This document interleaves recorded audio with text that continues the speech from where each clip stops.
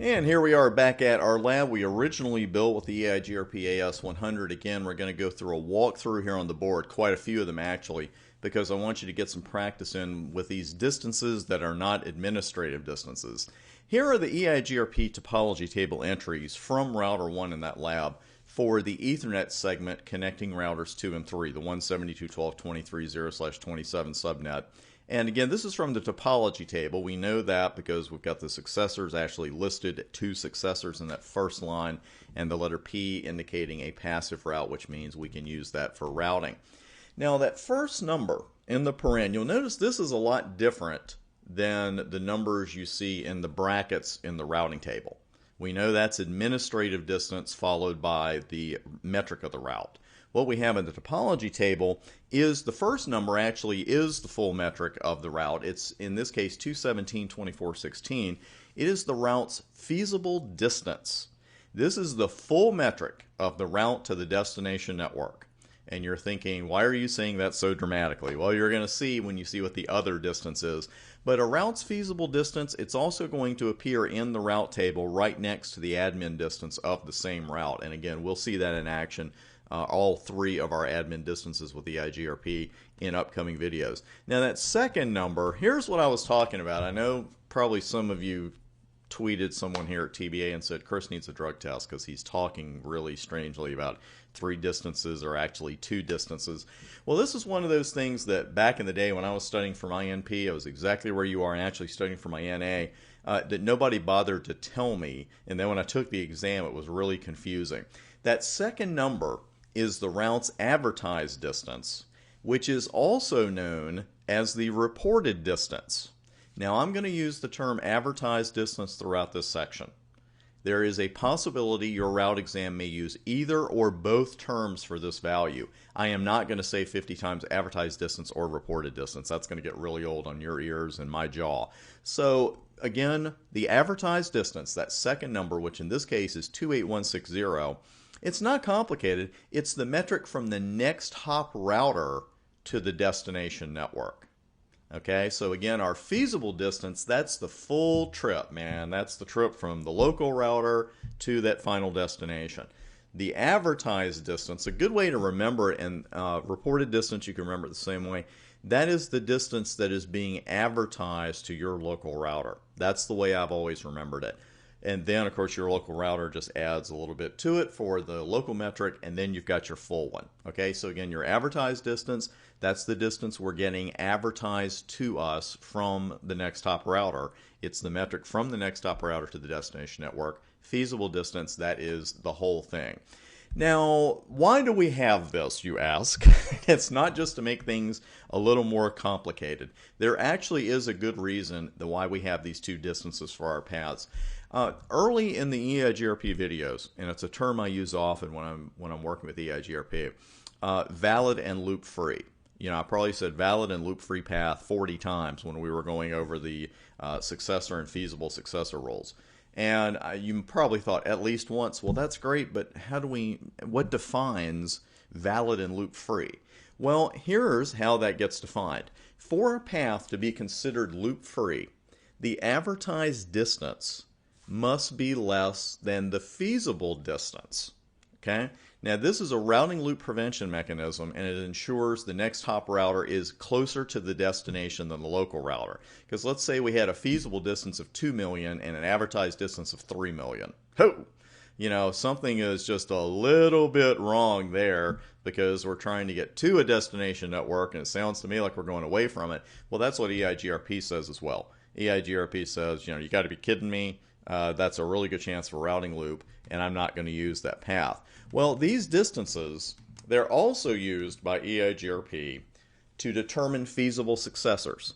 This is what we call the feasibility condition, and this is another one of those things I'm going to give you the inside scoop on. If you have read some ridiculously complicated definition for the feasibility condition and it really confused you, welcome to my club. Just the first time I read it, I was like, huh? And then when you figured out it was really simple, it's like, why doesn't someone just say that? So that's what I'm going to give you right now is the very simple definition of it. It's not complicated.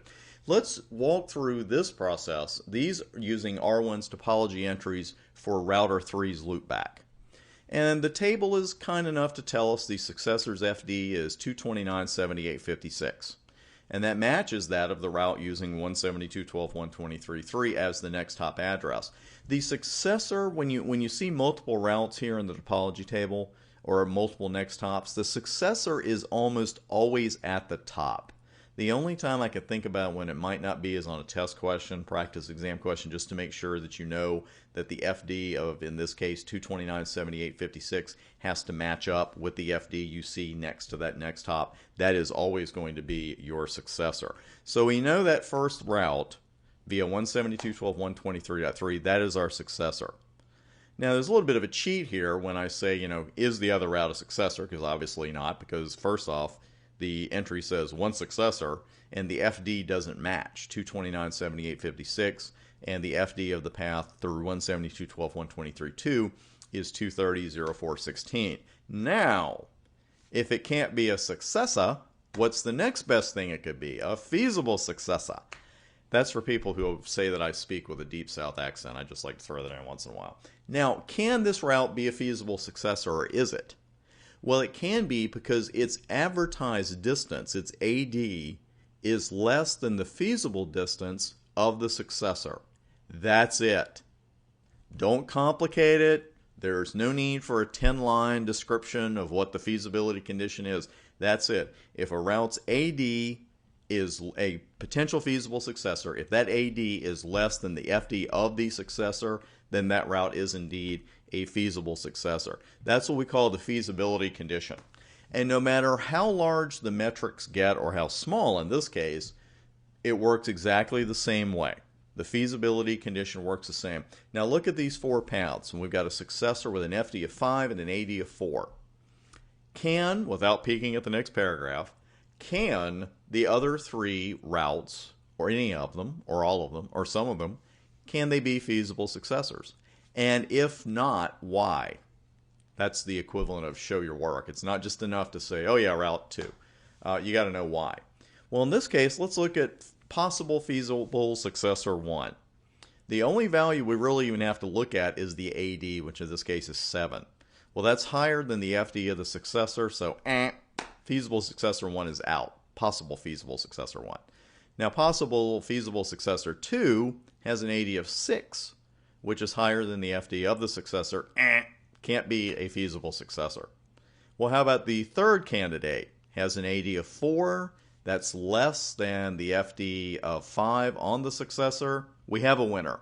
Whether the AD is 1 digit, 8 digits, or more, the feasibility condition works exactly the same. And only the third route in this particular case meets that condition, so that is our only feasible successor. Now, we're going to use that same principle and kind of make it a little harder and not just hand you the FD and the AD. And let's take a look at a diagram that does just that.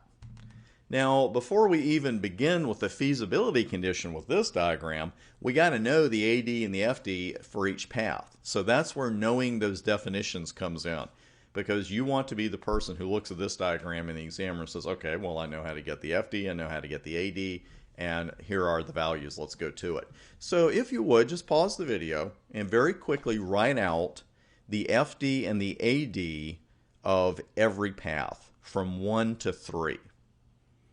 So we've got a path 1, 2, 3, router 1, 2, 3. We've got a path router 1, 4, 3 right through the middle, and router 1, 5, 3.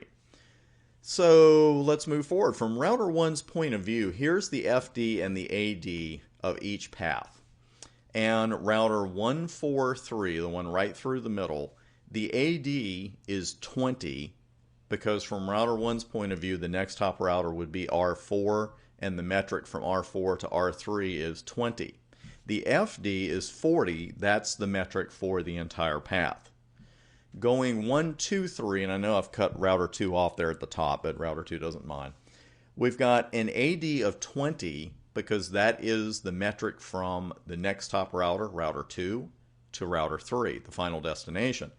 Then Our FD for that path is the metric for the entire path, 1, 2, 3, which is 70.